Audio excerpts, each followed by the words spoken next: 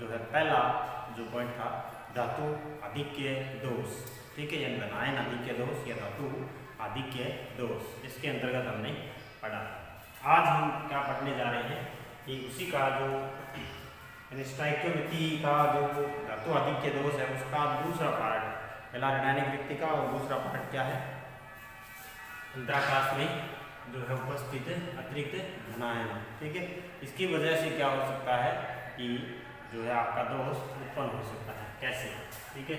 यानी इसमें क्या होता है कि जब कोई भी किसी क्रिस्टल जालक के अंदर कोई ऋणायन जो है उस यानी उससे बाहर निकल जाए या फिर क्या हो कि जो है अंतराकाश से बाहर निकल जाए, तो उससे क्या हो सकती है, यानी क्या नाम, अपने स्थान से बाहर निकल जाने पर क्या हो सकता है, आपका जो एक ऋणायन के बाहर निकल जाने से एक धनायन भी है वहां से क्या होगा, हट जाएगा, तो वो धनायन वहां से निकल कर कहाँ आ जाएगा, आपके अंतराकाश में, ठीक है। कैसे, यानी कहाँ, कैसे, यानी धनायन ऋणायन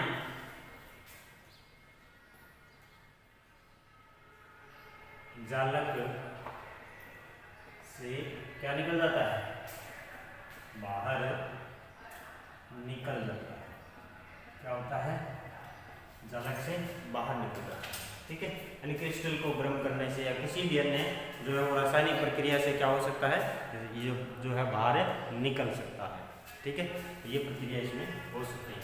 इसके बाद ऋणायन के बाहर निकल जाने से धनायन भी क्या होगा, धनायन भी अपने मूल स्थान से हटकर अंतराकाश में आ जाता है, क्योंकि धनायन क्या था, किसी ऋणायन के साथ व्यवस्थित था, ठीक है।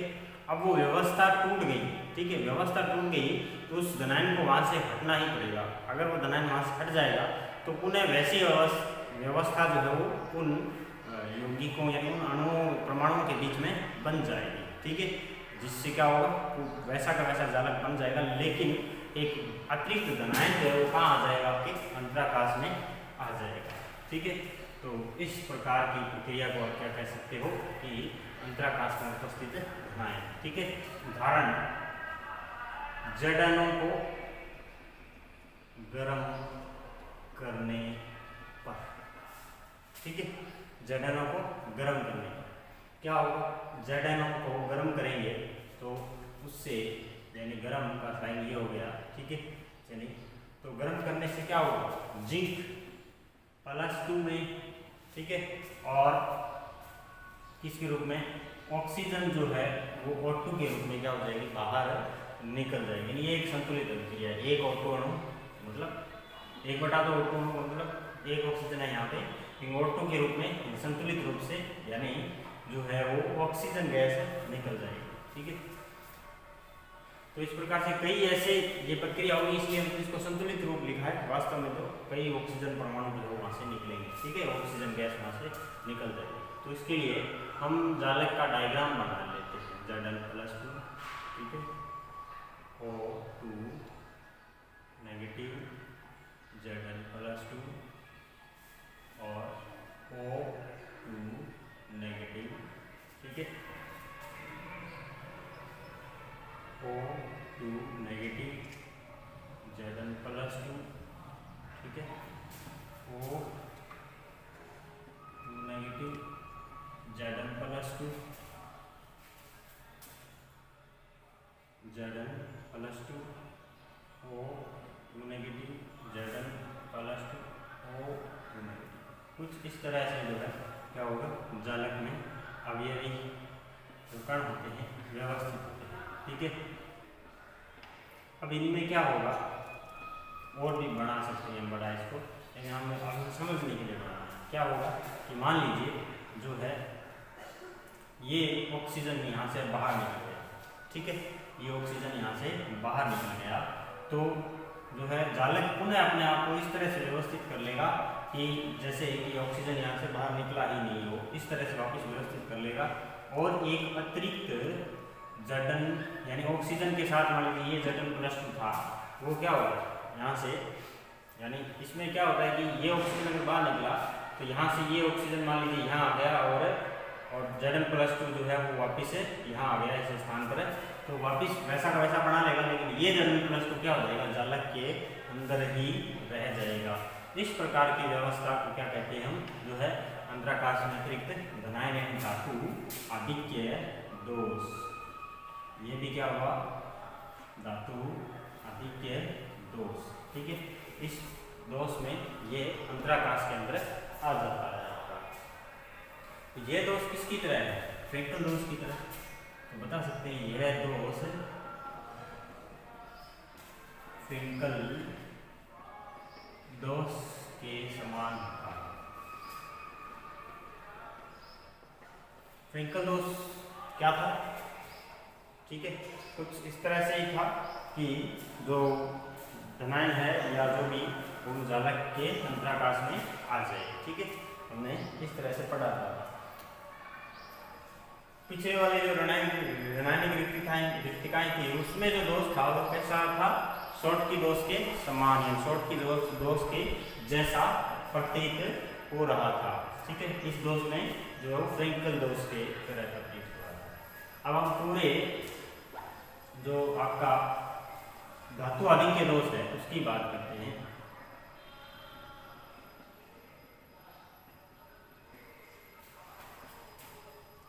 धातु आधिक्य दोष n प्रकार के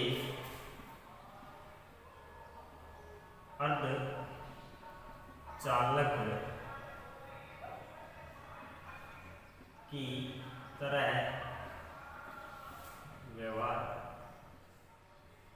दोष वाले यौगिक n प्रकार अर्धचालक की तरह व्यवहार करते हैं। ठीक है, ये बात ध्यान इम्पोर्टेंट। और धातु आधिक्य दोष वाले जो हैं वो किस तरह के अर्धचालक की तरह व्यवहार करते हैं, n प्रकार के अर्धचालक की तरह व्यवहार करते हैं। ठीक है, इसमें n प्रकार के अर्धचालक की तरह जो है, n का मतलब क्या होता है, नेगेटिव। ठीक है, इलेक्ट्रॉन। ठीक है, इस वजह से जो इसके अंदर इलेक्ट्रॉन के कारण जो है इसमें क्या होती है, आपकी विद्युत का चालन पाया जाता है। ठीक है, अब इसमें एक प्रकार से बैलेंस कैसे रहता है, तो ऑक्सीजन यहाँ से निकला तो इसने अपने इलेक्ट्रॉन क्या किए, यहीं छोड़ दिए। ठीक है, इलेक्ट्रॉन यहीं अंतराकाश में ही मौजूद रहेंगे। ठीक है, तो ये जो मुक्त इलेक्ट्रॉन है विद्युत का चालन करते हैं। ठीक है, जहां मुक्त इलेक्ट्रॉन नजर आ जाएगा वहां विद्युत का क्या होगा, चालन होगा। ठीक है, तो इस तरह से इसको आप बता सकते हैं। यानी इसके अंदर इलेक्ट्रॉन कहाँ से आए, ये Zn ऑक्सीजन जैसे ही निकलेगा तो ऑक्सीजन के ऊपर क्या था, 2 नेगेटिव थे, तो 2 इलेक्ट्रॉन यहाँ छोड़ के जाएगा। ठीक है, जैसे हमने ऋणायनिक यानी इससे पहले पढ़ा था जब हम NaCl वाली बात कर रहे थे, तो वहाँ क्लोरीन के परमाणु जो है वो जैसे ही निकले थे डोपिंग के अंदर या जिसके अंदर हमने देखा था कि दूसरा वाला जो पीछे वाला ऋणायनिक रिक्तिकाएं उसके अंदर क्लोरीन जैसे ही वहाँ से निकल रहे थे NaCl के जालक से, तो हमने देखा था कि वहाँ पर इलेक्ट्रॉन छोड़कर जा रहे हैं जिससे F के अंदर बन रहा था, वो पढ़ा था हमने। तो यहाँ पर भी क्या हो रहे हैं, इलेक्ट्रॉन हो रहे हैं। N का मतलब क्या होता है, N का मतलब नेगेटिव, और नेगेटिव मतलब इलेक्ट्रॉन, इलेक्ट्रॉन का मतलब विद्युत का चालन। ठीक है, तो इस प्रकार के अर्धचालक की तरह व्यवहार करता है। अर्धचालक की हम बात आज करेंगे, इसलिए तब समझ में आ जाएगा। मैंने n का मतलब यहाँ समझा दिया, आगे और समझ में आ जाएगा। ठीक है, तो ये इस तरह से विद्युत का चालन करते हैं। ठीक है,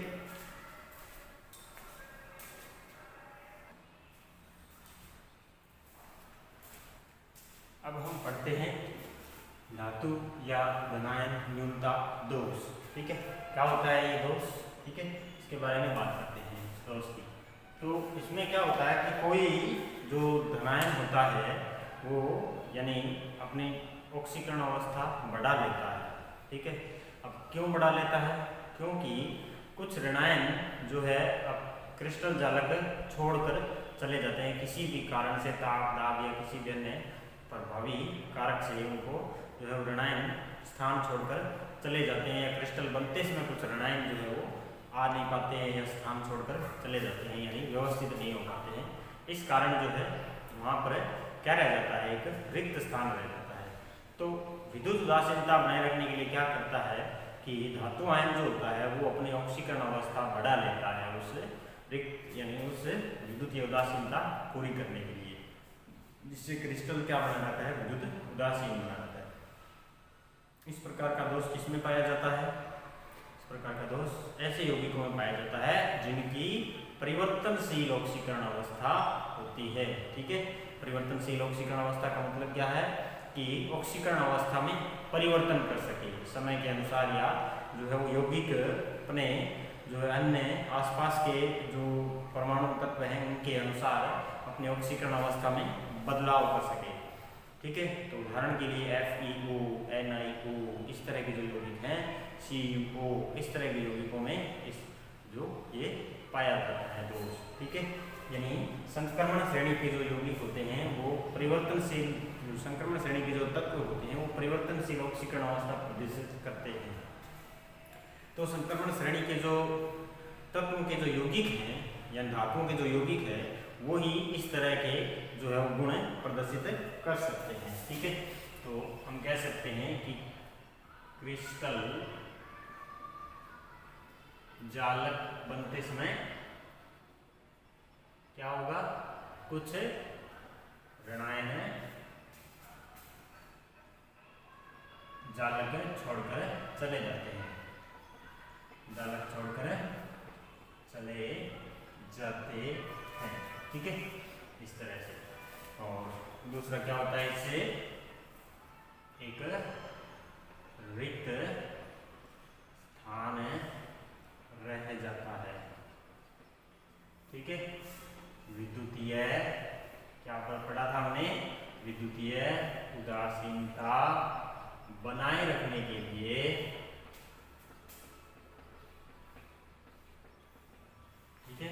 विद्युतीय उदासीनता बनाए रखने के लिए जो हम पढ़ रहे हैं ना कि धातु या धनायन न्यूनता दोष, उसका ये पहला पार्ट है, ये जो पढ़ रहे हैं पहला पार्ट है। कौन सा पहला पार्ट है? यानी इसमें क्या हो रहा है, किसकी वजह से हो रहा है, ये आपका जो है वो धनायन का रिक्त स्थान। इसका पॉइंट क्या रहेगा, धनायन का रिक्त स्थान। ठीक है, ये पॉइंट रहेगा।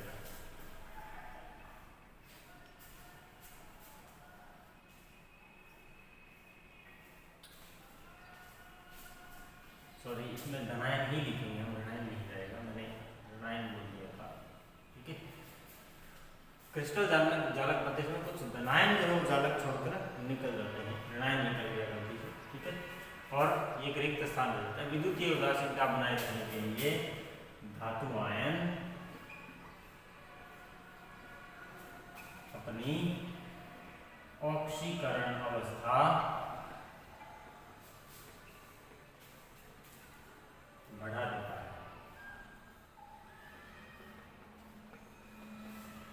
ठीक है, इसे ऑक्सीकरण अवस्था बढ़ा देता है। किसमें होता है ये, इनमें यानी किसमें, धनायन का रिक्त स्थान वाले प्रकार में घट रहे हैं। ठीक है, दोष कौन सा है, धातु न्यूनता दोष। धातु की क्या हो रही है, कमी हो रही है। पिछले वाले पढ़ रहे थे धातु आधिक्य दोष, उसमें धातु की क्या हो रही थी, वृद्धि, ऋणायन कम हो रहे थे, धातु ज्यादा हो रही है। इसमें ऋणायन ज्यादा, धनायन कम है। ठीक है, इतना सब है। ठीक है, तो ऑक्सीकरण अवस्था बढ़ा देता है, जिससे क्या बनी रहती है, विद्युतीय उदासीनता बनी रहती है आपकी। इस प्रकार के दोष को हम कह सकते हैं धनायन का रिक्त स्थान ठीक होना। कैसे, ये किनमें पाया जाता है, परिवर्तनशील ऑक्सीकरण अवस्था दर्शाने वाले धातुओं के यौगिकों में पाया जाता है। परिवर्तनशील ऑक्सीकरण अवस्था दर्शाने वाले धातुओं के यौगिकों में ये पाया जाता है। ठीक है, इसके बाद हम देखते हैं इसका डायग्राम इस तरह से आप जो है बिल्कुल नॉर्मली हम इसके डायग्राम को पढ़ सकते हैं इस तरह से कि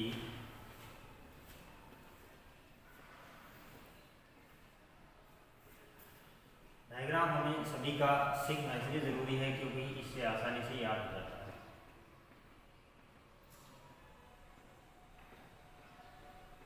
ए प्लस बी माइनस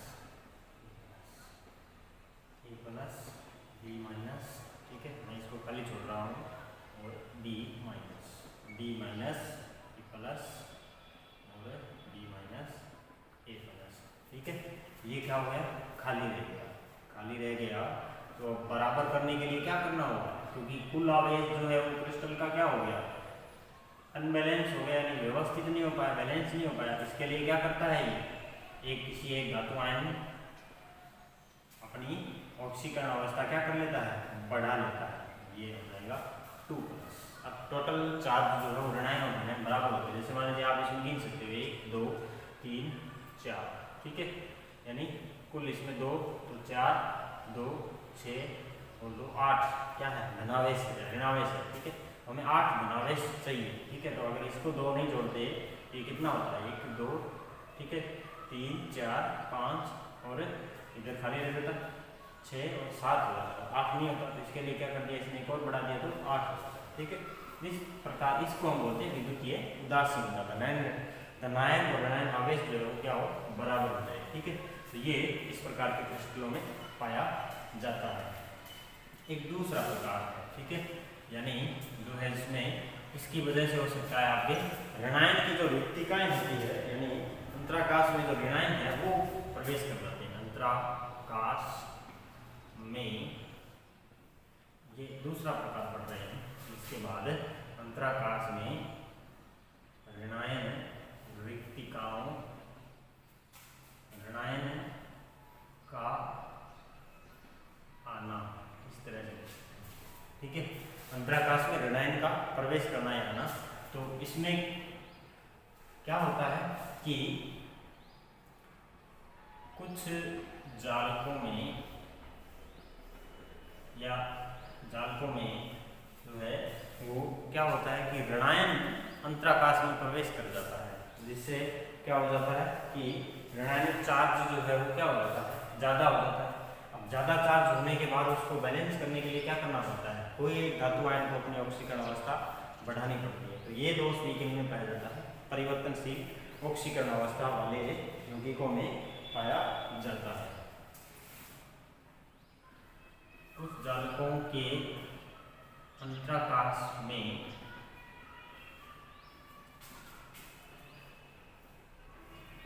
ऋणायन प्रवेश कर जाते हैं, ऋणायन क्या कर जाते हैं, प्रवेश कर जाते हैं, ठीक है। तो क्या होगा, जिससे ऋणायन प्रवेश करने से उनके जो यानी बैलेंस यानी विद्युत उदासीनता है वो बनी नहीं है, ठीक है। जिससे क्या होगा, विद्युत उदासीनता बनाए रखने के लिए धनायन अपनी ऑक्सीकरण अवस्था बढ़ा लेता है, ठीक है। ऑक्सीकरण अवस्था बढ़ा लेता है, कैसे, और ये किन में पाया जाता है, परिवर्तनशील ऑक्सीकरण अवस्था वाले तत्वों के यौगिकों में। इसमें पाया जाएगा परिवर्तनशील ऑक्सीकरण अवस्था वाले तत्वों के यौगिकों में, ध्यान रखना। अब इसका डायग्राम हमें बनाना है, तो मैं इसी में कुछ मॉडिफिकेशन कर देता हूँ, इससे ये समझ जाएंगे, ठीक है। क्या होगा कि मान लीजिए ये तो चलो ठीक है, इसमें एक प्लस कर दिया, ठीक है, लेकिन क्या है कि कोई ऋणायन जो है इस अंतराकाश में आ जाता है, ठीक है, बस ये हो गया। ये इस तरह का दोष होता है, पर ऐसा दोष बहुत कम पाया जाता है, परंतु ऐसा दोष बहुत कम पाया जाता है, बहुत कम। क्यों? क्योंकि ऋणायन का आकार क्या होता है? ऋणायन का आकार जो है वो क्या होता है? बड़ा। ऋणायन का आकार बड़ा होता है, इसलिए वो अंतराकाश में फिट नहीं हो सकता। इस कारण जो है ये इसमें दोष बहुत कम पाया जाता है। ठीक है, तो ये तो बात हो गई इसकी। अब हम इस पूरे की बात कर लेते हैं कि यदि धातु न्यूनता दोष वाले जो यौगिक हैं, वाले यौगिकों में क्या होता है? धातु न्यूनता दोष वाले यौगिकों में या यौगिक क्या कह सकते हैं कि किस प्रकार के अर्धचालक होते हैं? पी प्रकार के अर्धचालक। कैसे? पी का मतलब होता है पॉजिटिव। क्या होता है? पॉजिटिव। पॉजिटिव मतलब धनावेश। देखो यहाँ धनावेश के कारण क्या हो रहा है? विद्युत का चालन। ठीक है, तो ये धनावेश के कारण जो है ये क्या करते हैं? विद्युत का चालन।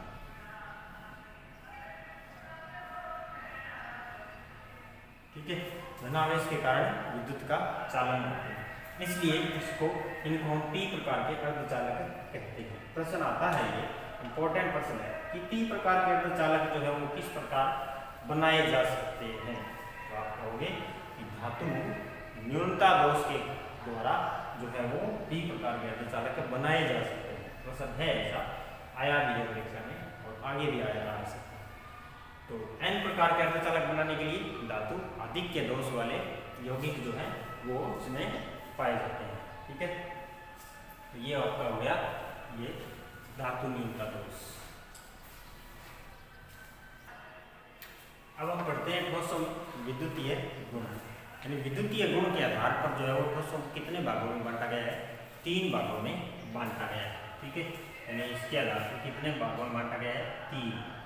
ठीक है, 3 कौन से? चालक,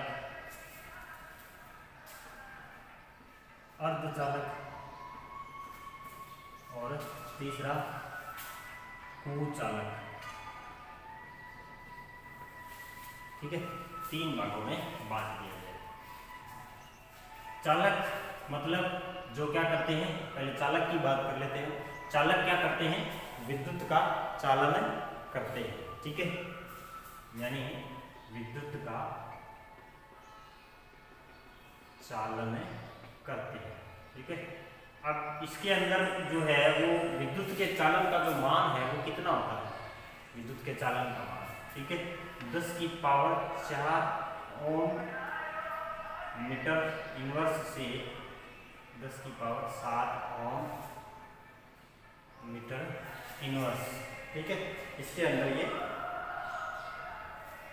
ये बीच में होता है कि मध्य चालक होती है। ठीक है, जो बहुत ज़्यादा होती है। किसकी बात कर रहे हैं हम? धात्विक चालकों की या विद्युत अपघटनी चालकों की। ठीक है, इसके भी प्रकार पढ़ेंगे। तो फिर ये जो है इसके 2 प्रकार हुए। ये कि कितने प्रकार का हुआ? 2 प्रकार का। ठीक है, इसको थोड़ा सा ऐसे करते हैं।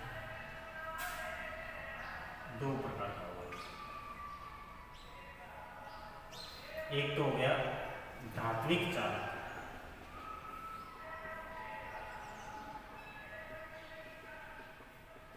दूसरा विद्युत अपघटनी चालक। एक कौन सा होगा? धात्विक चालक, दूसरा विद्युत अपघटनी चालक। ठीक है, धात्विक चालक ओम के नियम का पालन करते हैं, केवल ओम के नियम का। ठीक है, विद्युत अपघटनी चालक ओम का नियम का तो पालन करते ही करते हैं, फैराडे के नियम का भी पालन करते हैं। ठीक है, क्या हुआ? ओम का नियम V बराबर I R। ठीक है, जो है आर क्या है, V समानुपाती I, ठीक है। यानी आपका जो विभवांतर है वो किसके समानुपाती होता है, विद्युत धारा के समानुपाती होता है। आर क्या होता है, गुणांक, प्रतिरोध, ठीक है।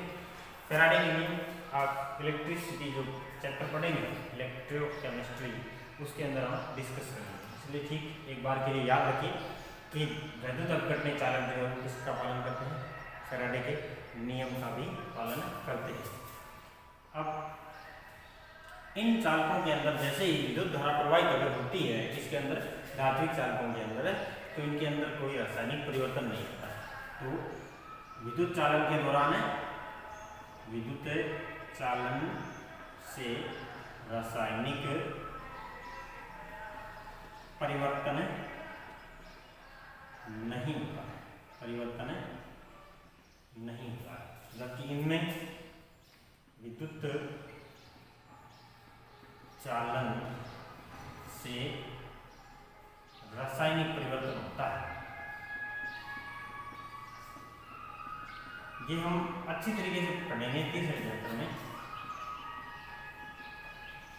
कैसे कि इनके अंदर क्या होता है कि आयन क्या करते हैं, विद्युत का चालन, जबकि इनके अंदर इलेक्ट्रॉन क्या करते हैं, विद्युत का चालन करते हैं, और इनके अंदर आयन विद्युत का चालन करते हैं। इनके अंदर आपके कौन है, इलेक्ट्रॉन, और इनके अंदर कौन है, आयन, ठीक है। तो इस वजह से आयन विद्युत का चालन करते हैं, तो आयन इधर उधर से ट्रांसफर होंगे तो रासायनिक परिवर्तन तो होना ही होना है, ठीक है। तो आयन एक को छोड़कर दूसरे के साथ जुड़ने जाएंगे तो रासायनिक परिवर्तन तो होगा ही होगा। इसलिए जबकि इलेक्ट्रॉन इधर उधर से गति करते हैं तो रासायनिक परिवर्तन नहीं होता है, क्योंकि इलेक्ट्रॉन जो है वो केवल जो है जैसे ही विद्युत धारा प्रवाहित की जाती है, जैसे ही उनके ऊपर विभव लगाया जाता है तभी चालन गति करते हैं और वापस जो है उस स्थान पर आते रहते हैं, जाते रहते हैं, आते रहते हैं, जाते रहते हैं, इस तरह से गति करते रहते हैं। तो इससे क्या है कि इलेक्ट्रॉन जो है वो वहां से प्रवाहित होते हैं और विद्युत का चालन होता है, ठीक है। ये जो है वो धात्विक चालक ठोस व गलित अवस्था में क्या करते हैं, चालन, जबकि ये जो है वो किस अवस्था में, जलीय विलीन व गलित अवस्था, ठीक है। इनके उदाहरण कॉपर, Fe, ठीक है, ये जो है इसके उदाहरण हो सकते हैं। आप सामान्यतः देख सकते हैं तांबे के तार बनाए जा सकते हैं, एल्यूमिनियम के, ठीक है, इस तरह के धात्विक चालक होंगे। इनके उदाहरण आप जो है नमक का विलयन भी बना सकते हैं, NaCl का जलीय विलयन, नमक का विलयन जो विद्युत का चालन करता है, ठीक है। ये विद्युत अपघटनीय चालक का उदाहरण हो गया, ठीक है। इस तरह से हम दो तरीके के चालक पढ़ते हैं, कौन से, चालकों के अंदर विद्युत का चालन का परास क्या है, परास तो 10 की पावर 4 से 10 की पावर 7 ओम मीटर इनवर्स, ठीक है, सॉरी ओम इनवर्स हो जाएगा, ओम इनवर्स और मीटर इनवर्स हो जाएगा, ठीक है। तो ये तो हो गई किसकी, इनकी परास, ठीक है, इनके मध्य चालक का। अब धात्विक चालक और विद्युत अपघटनीय चालक दो प्रकार के हो सकते हैं चालक अपने, ठीक है।